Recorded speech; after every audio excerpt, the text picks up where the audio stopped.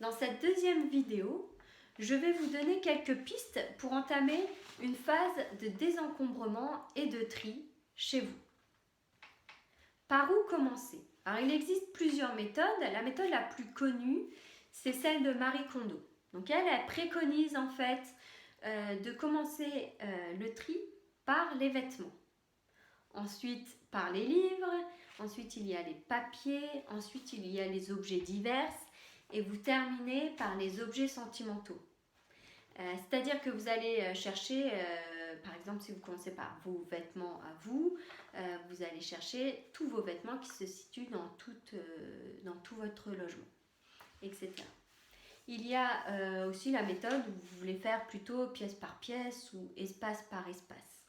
Voilà. Dans ces cas-là, si par exemple vous êtes dans votre salle de bain et vous triez le linge de toilette, allez chercher tout le linge de toilette qui se situe dans tout votre logement.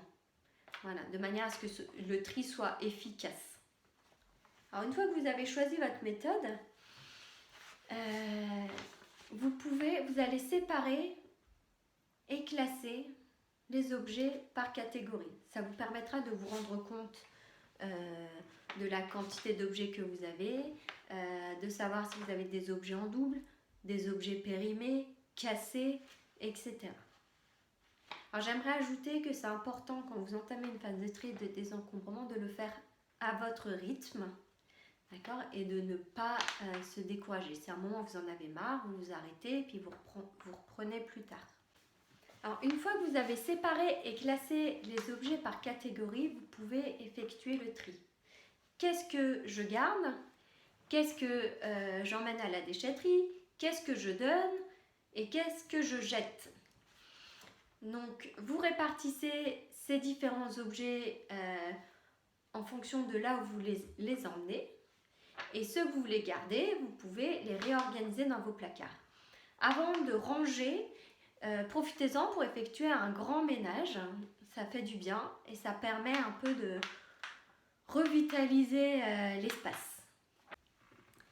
Alors, si vous le souhaitez, vous pouvez noter tout ce qui change en vous au fur et à mesure que vous faites du tri.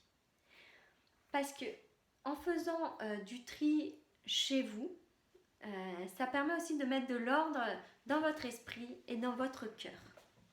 Et en pratiquant le détachement avec des choses matérielles qui remplissent votre espace, vous verrez comment petit à petit, vous allez pouvoir faire la même chose avec des situations plus importantes dans votre vie.